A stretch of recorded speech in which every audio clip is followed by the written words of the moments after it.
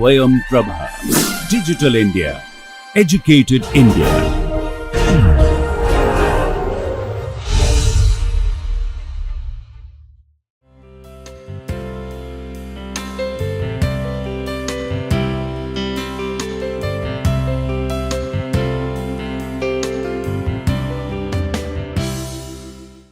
Good morning and welcome to the lecture series Introduction to Interaction Design.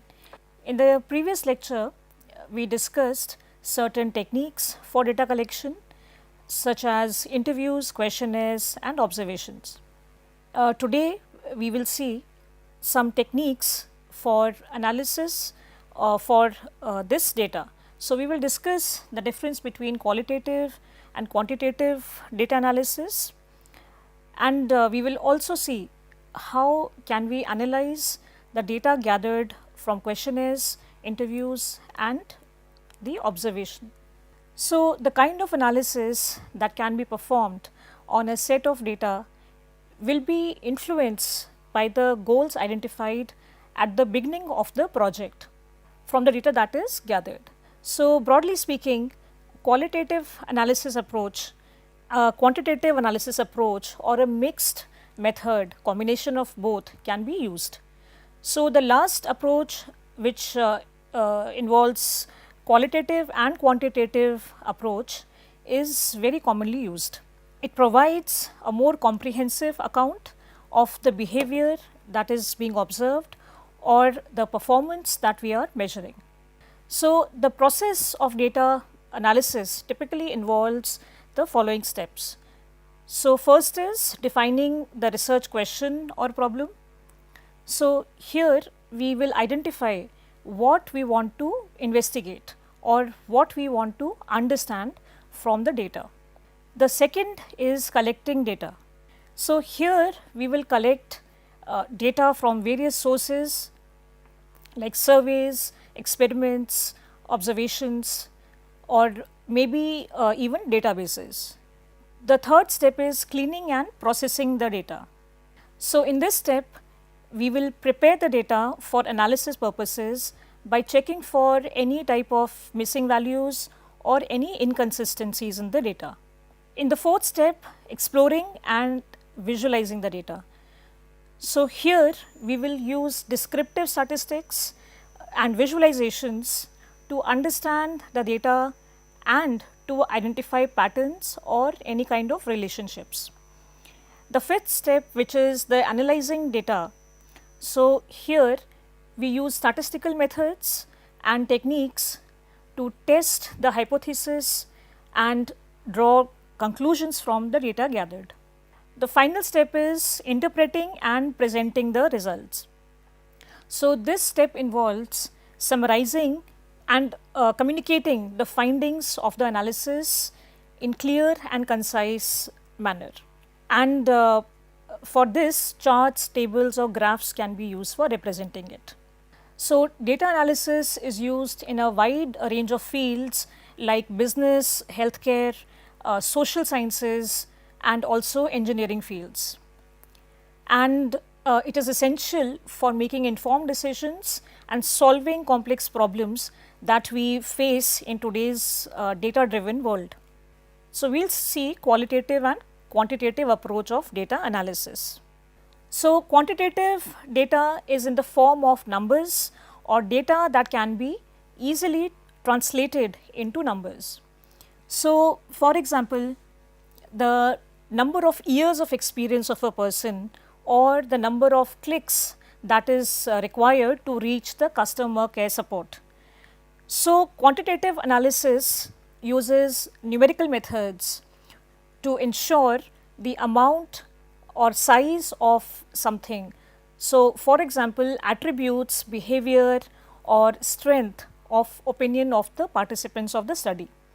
So, another example to describe a population, a quantitative analysis will conclude that the average height of a person is 5 feet 3 inches tall.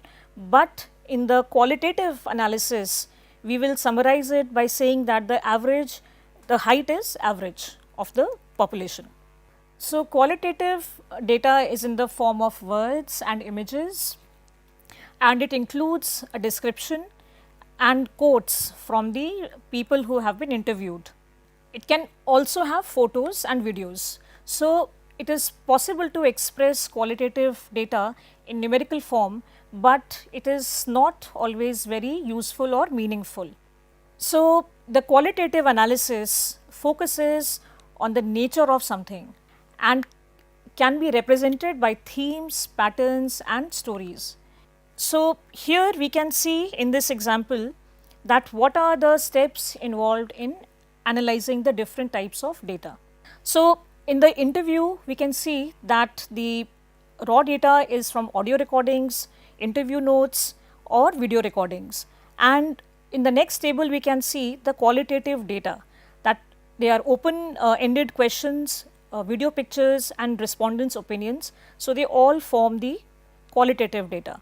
And the quantitative data will include the age, job role, experience, similar kind of data that we get. And for processing it, we will use transcription of recording, or we will expand the notes. In the questionnaires, we can see the raw data is written responses or online databases, because we are not conducting this questionnaire in the physical mode. And similarly, we can see how the qualitative and quantitative data is utilized, and as well as the processing step, which is cleaning the data and filtering into different data sets. And on the other hand, we can see that observations will require the notes as well as other mediums like videos or photographs, or even the think aloud diaries. So, we will see think aloud technique in a bit. And at the same time, the qualitative data, we will see the behavior of people, the description of the task that was undertaken, and similarly the quantitative data. So, we can see that how the data can be categorized once it is collected, and it makes it very easy for the researcher to see that what information will go where. So, it is easy to then identify themes and other relationships. So, in interviews, the interview notes have to be expanded as soon as possible the interview has taken place, so that the interviewer's memory is clear and fresh. So, in audio or video recordings, they can be used to help this process, or the data may be transcribed for a more detailed analysis. But transcription takes significant effort and time, because people talk more clearly than people can take notes or type, and the recordings is sometimes not clear. So, we can consider whether to transcribe the whole interview or just sections of it which are relevant for the researcher. So, deciding what is relevant or not can be challenging. So, we have to revisit the goals of the study to see which particular passage addresses the research questions and which can guide this process. Close-ended questions are usually treated as qualitative data and are analyzed using basic quantitative analysis. So, for example, a question which asks for the age range of the respondent can be easily analyzed to find the percent of respondents in each of the categories. More complicated statistical techniques are needed to identify relationships between responses that can be generalized, like whether there is an interaction between the condition that we are testing and the demographic. So, for example, is there any relation between time of day and using any particular application, for example, Twitter? So, open-ended questions typically result in qualitative data that might be searched for categories or patterns of responses. Second is questionnaires. So, questionnaire responses can be collected using online surveys, and the data is automatically stored in a database. The data can be filtered, so according to maybe a question. So, this allows analysis to be conducted with subsets of the data, and also to draw certain conclusions for more targeted goals. To conduct this kind of analysis, we require sufficient data from a large sample of participants. Observations can result in a wide variety of data like notes, photographs, think aloud recordings, videos and audio recordings. So, together these different types of data can give us a very rich picture of the observed activity. The difficult part here is to work out how to combine the different sources to create a coherent narrative of what we have recorded. So, for observation in a controlled environment, initial processing might also include synchronizing different data recordings. Transcriptions and observer notes are most likely to be analyzed using qualitative approaches, while photographs will provide us some contextual information. Data logs and some elements of the observer's notes will be analyzed quantitatively. So, two basic quantitative analysis techniques that can be used effectively in interaction design are averages and percentages. So, percentages are useful for standardizing the data, particularly to compare two or more sets of responses. So, there are three different types of averages, and using the wrong one can lead to some misinterpretation of the results. So, mean refers to the commonly understood interpretation of average, which is add together all the figures and then divide by the number of figures with which we began. Median is the middle value of the data when the numbers are put together, and mode is the most commonly occurring number in the data set. So, quantitative data can usually be translated into rows and columns, where one row equals one record, for example, a respondent's answer. So, spreadsheets, softwares like Excel or Google Sheets are used commonly as they are very easily available. If these are entered into a spreadsheet like for example Excel, then this makes the simple manipulation and data filtering process very easy. So, basic analysis might involve finding out values that are significantly different from the majority of the data. So, producing a graphical representation provides an overall view of the data and any patterns that we may find there. So, qualitative data can be collected with various methods like focus groups, observation, case study or even analysis of the document. So, data is usually recorded as a text or a video recording and analyzed using techniques like content analysis, grounded theory or thematic analysis. So, qualitative data can be analyzed inductively. So, that is extracting concepts from the data, or deductively, which is using existing theoretical or conceptual ideas to categorize the data elements. So, which approach is used depends on the data obtained and the goal of the study, but the underlying principle is to classify elements of the data in order to gain insights towards the study's goal. Identifying themes takes an inductive approach, while categorizing the data takes a deductive approach. So, one of the most challenging aspects of identifying themes or new categories is determining the meaningful codes which do not overlap. Another is deciding on the appropriate level of selection. For example, a word, phrase or maybe sentence or a paragraph, what level are we choosing? So, this is also dependent on the goal of the study and data that is being analyzed here. So, three basic approaches to qualitative analysis are identifying themes, categorizing data and analyzing critical incidents. So, these three basic approaches are not mutually exclusive and they are often used in combination. So, for example, while analyzing video content, critical incident will first be identified and then a thematic analysis can be undertaken. So, the first step in qualitative analysis is to gain an overall impression of the data, and to start looking for interesting features, topics or certain patterns. So, some of these will emerge during data gathering, and this may also suggest the kind of patterns to look for. But it is important to confirm and reconfirm findings to make sure that the initial impression was not incorrect and does not bias the analysis at the same time. So, a theme represents a pattern of some kind. It could be a particular topic or feature that is found in the data set.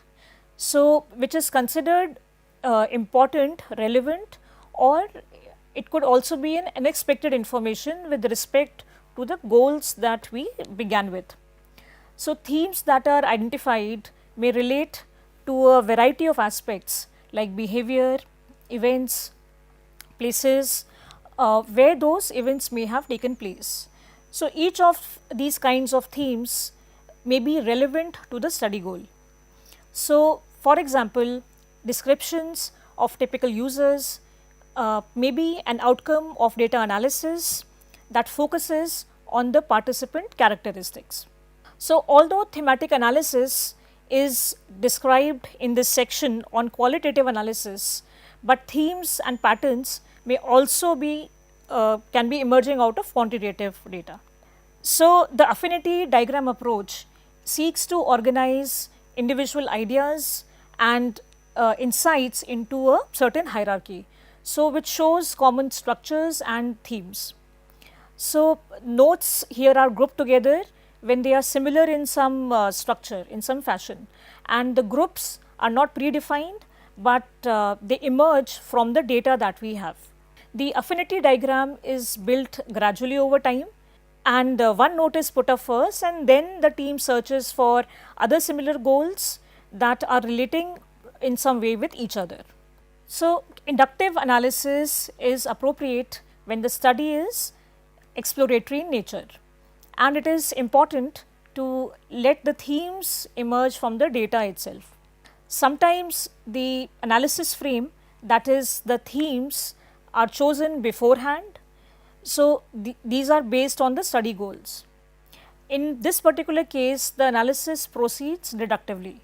So, here is an example where the think aloud protocol was recorded and then transcribed before we analyzed for certain themes or patterns. So, one of which was to identify the usability problems that the participants were having with the online environment. So, once the data is categorized, the results can be used to answer the study goals. So, this also helps identify patterns of behavior and recurring problems if there are any problems like that. Think aloud protocol means that the overall view of the usability problems could take context into account. So, in this particular example, the respondent is saying the screen is very difficult to read, I keep forgetting what I just read, I cannot retain the information, the text is small and some letters do not have clearly defined edges, I get a headache. So, from this information we can categorize and identify themes which relate to the interface problem or also to the content problems, and we can also find further themes on analysis.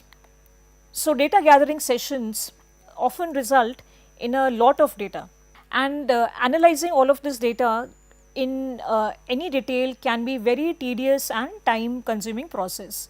So, critical incident analysis or CIA is one approach that helps to identify significant substances of the data for more detailed analysis. So, CIA typically involves these steps. So, first is identifying the critical incident.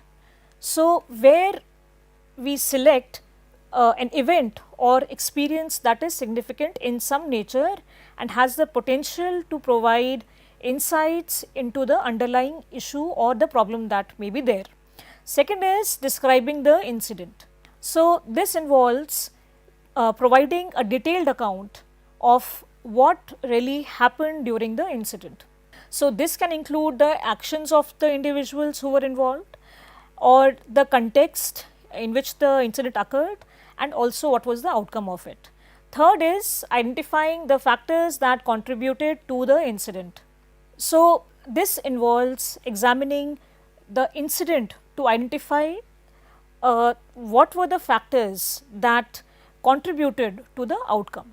So, this can include individual factors like knowledge, skill, attitudes, and also the environmental factors like, for example, resources, policies, or certain procedures.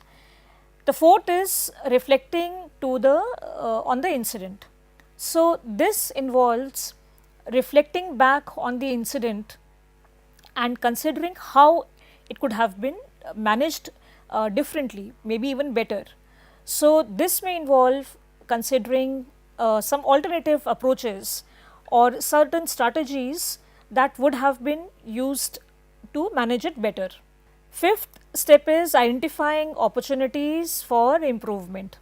So, this step involves identifying opportunities for improvement in the way that similar incident are managed in the future in a better manner. So, this may involve changes in policies or procedures, or maybe training programs can be developed. So, depending on the problem that we are working at. So, critical incident analysis is used in areas of healthcare, social work, and other fields where CIA can have serious consequences. So, there are several types of analytical frameworks, and which help in analyzing and interpreting the data from a qualitative study. So, here there are 6 different approaches which are mentioned in terms of the level of their granularity, which is basically the detail that is involved. So, for example, the conversation analysis has a fine level of detail, and it allows the details of what is said and how do we examine it. But in the system based framework, we can see that it takes a broader scope and it has a coarser level of granularity or detailing. So, for example, what happens when a new digital technology is introduced in a hospital, for example. So, this conversation analysis may result into insights related to users' interactions through a collaborative technology, while the systems based analysis may result in insights related to the changes in practices and maybe worker satisfaction, improving the workflow, and maybe also the impact on the overall work culture. So, for data analysis, it is possible to perform these functions using only manual techniques also, but it is quicker and easier and more accurate to use a software tool, and in majority of cases it is more helpful. So, usually a simple spreadsheet application can be effective, but there are other more sophisticated tools which are available to us. We can support the organization in coding, in manipulation of the data, and to perform certain statistical tests. So, there are several tools available to support the researcher with data analysis. And so, for example, we have NVivo, Deduce. So, NVivo supports annotation and coding of data. For example, it could be document, photos, videos, and also audio files. Some notes can be searched in NVivo or through the help of keywords, and it can also help in content analysis, and then the codes and data can be explored, merged and manipulated in several ways. So, it has several advantages. It is particularly powerful for handling large sets of data and can generate output for statistical packages like SAS and SPSS. So, SAS, which is the statistical analysis software, and SPSS, which is the statistical package for the social sciences, they are popular quantitative analysis packages, so that support the use of statistical tests. So, SPSS offers a wide range of tests to determine the statistical significance of the data. So, choosing an appropriate way to present the findings of a study that we have conducted is as important as choosing the right analytical approach. So, this choice will depend on the data gathering and the analysis technique that we have used, at the same time also the audience and the original goals of the study. So, in some situations the details of data collection and the analysis will be required. So, this may include pieces of data like maybe photographs or some video recordings of participants using the products. In some other situations, only the salient trends, headlines and overall implications will be required. So, a number of structured notations have been developed to analyze, capture and present the information for interaction design. So, these notations follow a clear syntax and semantics which have been developed to capture the particular viewpoints. So, here work models use simple conventions for representing the flows and the breakdowns. Other methods like modeling language, unified modeling language UML have stricter and more precise syntax to be followed, and they are often used to represent the requirements. So, storytelling is an easy and intuitive way for people to communicate ideas and experiences. Stories are used extensively in interaction design, and stories are used to communicate findings and also act as the basis of further development. So, there are three ways in which storytelling can be useful. So, first is with the participants when they may have told their own stories during the conversation while data gathering. So, these stories may be used to communicate the findings. The second is the story based on the observation. So, like ethnographic field study, so they may be employed for further data gathering. And third way is when stories may be constructed from smaller or repeated incidences that we have found in the data. So, in this case stories provide a way of rationalizing and collating the data to form a representative account of a product's use or a certain type of event. Any story collected through data gathering process may be used as the basis for constructing scenarios, and it can then be used for requirements and for other design activities. To summarize the findings, presentation style will usually be used in combination. So, for example, a story may be expressed with graphical representations of activity or the demographics. Tables of numerical data may be represented as graphs and diagrams. So, careful interpretation and presentation of the study results is important, and we must take care that findings are not overemphasized and evidence that we are using is not misrepresented. So, one common mistake is overgeneralizing the results without any strong evidence. So, this happens especially in qualitative studies. So, words like majority, most, all, so these should be avoided to explain the final results. Because it may happen that we may incorrectly analyze the statistical results. So, for example, even if 90% of users prefer one design over the other, we cannot conclude that one design is better than the other one by 90% if the sample population size is say 100% only.